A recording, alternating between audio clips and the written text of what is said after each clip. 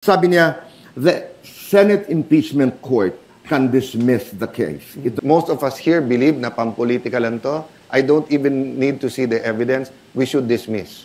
Hello mga kadonatics, talagang suki ni Tito Boy itong si Senator Alan Peter Cayetano. Bakit? May bago na naman silang interview. At dito, ang ganda ng mga sinabi ni Alan Cayetano mga kadonatics patungkol sa impeachment case ni Inday Sara Duterte. Dalawa lang patatunguhan mga kadonatics.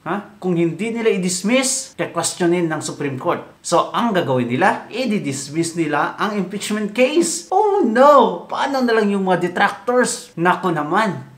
Eto mga kadonatics, pakinggan natin ang mga magagandang mensahe ni Senator Alan Cayetano. Meron din mga lumabas sa mga balita na yung complaint walang pumirma. Sinabi naman ng ombudsman, dumaan yan sa Secretary General, and all these points.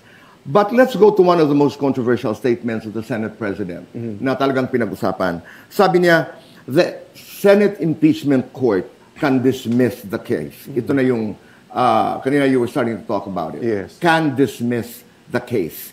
Ano ba ang ibig sabihin noon? Okay. So, Kuya Boy, pag nag-file ka ng kaso sa kahit anong korte, ang unang titignan dyan ay yung jurisdiction. And to not be very technical about it, it's simple. The authority or the lack of authority to try the case. Di ba? So, for example, kinasuhan mo ako sa MTC, pero ang jurisdiction sa RTC, i-dismiss ng MTC yan. Kinasuhan mo ako sa ombudsman, pero hindi ako covered ng ombudsman dahil private businessman ako at wala akong dealing sa gobyerno, i-dismiss ng ombudsman yan. Di ba? So, sa Supreme Court, meron sila tinatawag na prohibited pleadings. Di ba? So, may mga sinasabi ko, anong prohibited? O, whether motion niya o pleadings, di ba? Ang prohibition mo lang sa Senado, yung lang nakalagay sa konstitusyon. So, for example, hindi kami pwede mag-impeach ng hindi impeachable officer. Di ba? But yun lang. Ang ganda naman sinabi niyo mga kadonatics about sa jurisdiction. Wala talagang jurisdiction pala mga kadonatics. Para lang yung sinabi mo na nag-aaway yung kapitbahay mo tapos pumunta ka doon, nakigulo din. Nako, hindi mo nasakop yan. Hindi mo na jurisdiction yung kapitbahay mo. So, it means mga kadonatics, huwag kang makikialam. Di ba? This will give us confidence mga kadonatics na madidismiss talaga yung kaso ni Inday Sara Duterte. Ang limitation, then sa rules namin. So, yung dalas ko marinig ngayon, kung wala sa rules nyo, hindi nyo pwedeng gawin. Hindi kami pwede mag-CR. Wala sa rules namin na pwede kang tumayo tapos pwede kang mag-CR Grabe. So, pero pwede mong, but to go to the main point, Kuya Boy, no? We should not dismiss outrightly unless it's a question of grave violation of the Constitution. Di ba? Tama. So, kasi ang nabenta kasi nung ibang advocates ng hindi nyo man lang titignan yung ebidensya, i-dismiss nyo na. Okay? That's always the case if you question the jurisdiction. Di ba? So when you go to the ICC, kay President Duterte, ano ba unang question ng abogado ni jurisdiction ni President Duterte? Hindi ba tinanong niya, you have no jurisdiction over us kasi umalis na kami. Wala pang ebidensya ang pinapakita doon. Wala pa. Okay. Pero nagsabi yung korte, sandali lang, may jurisdiction. Tama pala talaga mga kadonatics. Kahit hindi na kailangan pala talaga tingnan yung ebidensya mga kadonatics. Kung first and foremost, hindi naman sakop sa yung ahensya. Di ba? Ganon talaga. Magpa-file ka ng case sa isang murder mga kadonatics na naganap doon sa Cagayan de Oro tapos doon ka nag-file sa Manila. Nako, hindi jurisdiction nila yan. Ang gagawin mo, punta ka sa police department ng CDO. Di ba? Ganyan mga kadonatics. Pag walang jurisdiction, solve ang case. Acquit ang case mga kadonatics. Let's go. So the court should not acquit or convict you without looking at the evidence. Klaro yun, Kuya Boy. Paano ka naman magsasabing guilty or not guilty kung hindi mo pa tinitingnan yung ebidensya? Pero yung jurisdiction, yung i-dismiss mo kasi tingin mo may problema.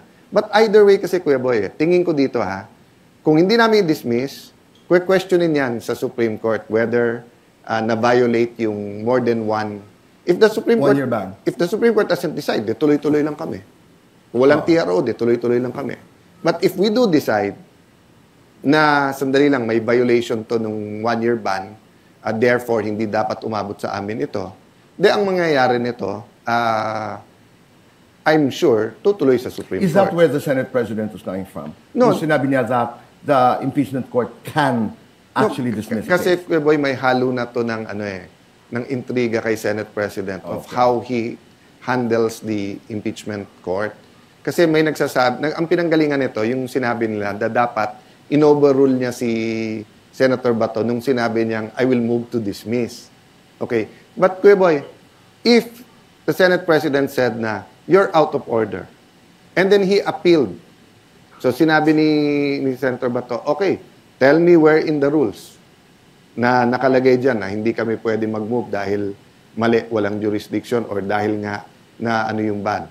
Sabi mo may isight pa rin si Senate President. Senator Bato can appeal. Magbobotohan yun ngayon. Alam ko yan, Kuya Boy, kasi ako yung unang inappeal yung sinabi ni Senate President Enrile sa case ni CJ Corona.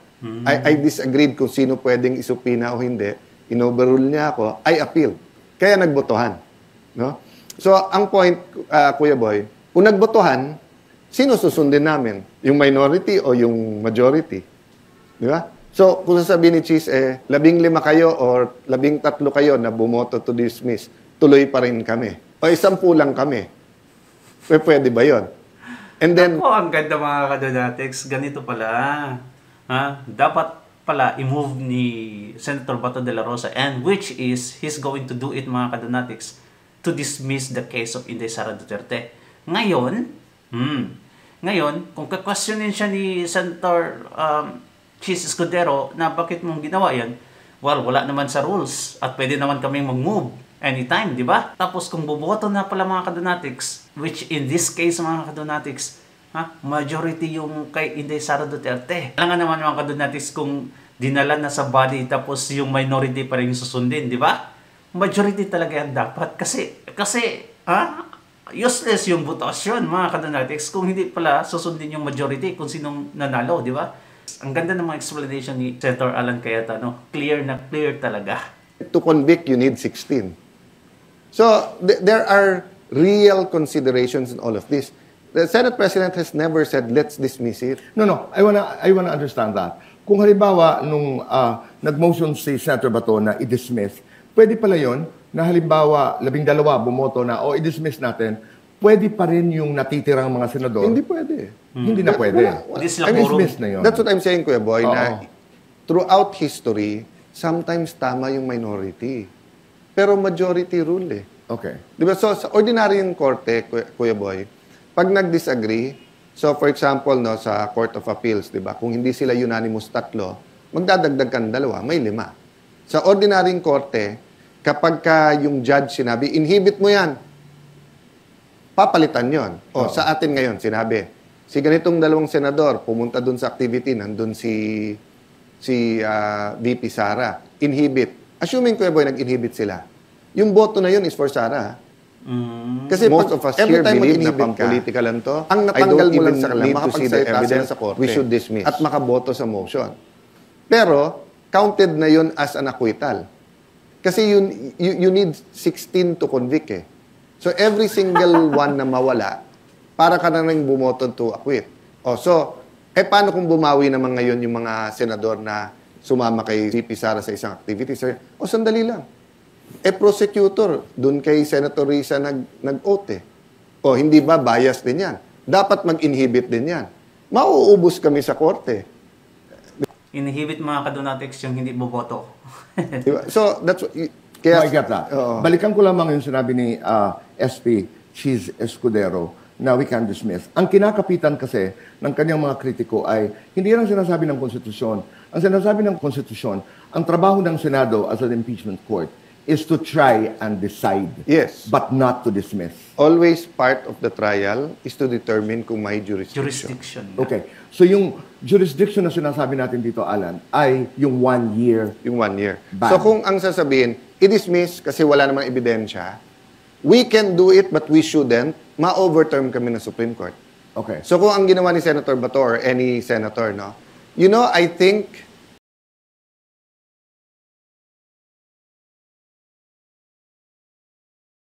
then halimbawa majority dismissed, then you can go up to the Supreme Court. Hindi mo man lang trinay eh. Di ba? Okay. But for example, Kuya Boy, no, you said na the person you brought the impeachment case against is not an impeachable officer. So we dismissed it based on jurisdiction. Wala kaming jurisdiction, hindi impeachable officer yan. No? I'm not talking about now the Duterte. Ano. If you disagree with me, you go to the Supreme Court. But we can dismiss. So that's why I'm saying na masyadong maselan. So maselan tong issue about yung one year. Kasi Kuya Boy, nangyari na in the past yan. Both sides nangyari na halimbawa yung unang final na mas malakas, meron magfa-file ng kasunod-sunod. Meron din naman makikipag-unahan. Ifa-file niya na yung mahinang kaso dahil sasabihin niya, pagka yan yung una, hindi ka na pwede mag-file. So nagkaroon ng mga changes yan sa rules sa House. So ang naging ng Supreme Court, titignan mo yung many circumstances including not only time. So pag 4 yung nag-file, let's say 4 days, titignan mo dyan yung pagka pinadala sa Justice Committee and what Congress does with it. But in this case kasi, yung information na dumating sa amin, yung unang 3 dumating na impeachment case, hindi pinagalaw.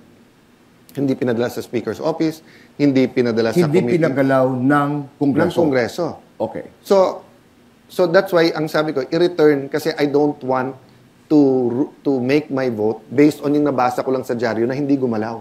I want them to certify. I want to certify what did you do with the first, what did you do with the second, what did you do third. I'm not asking them to certify na tama ginawa nila. Of course, sasabihin nila tama. I want them to certify anong ginawa nyo. Then of course, I expect them to say it's constitutional.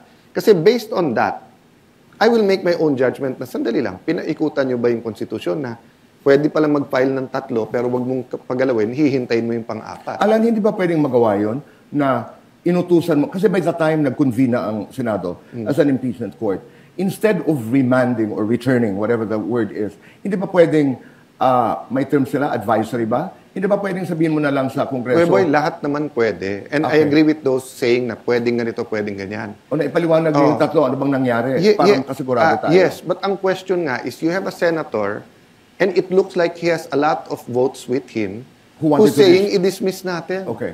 So di ba, so Kuya Boy, yung between returning and continuing, doon ako sa continuing.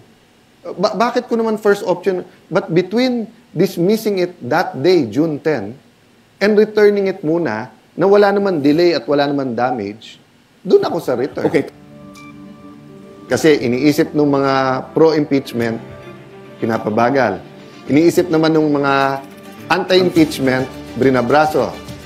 Iniisip naman ng minority, dinidelay sila. Iniisip naman ng majority, panay na lang minority na susunod.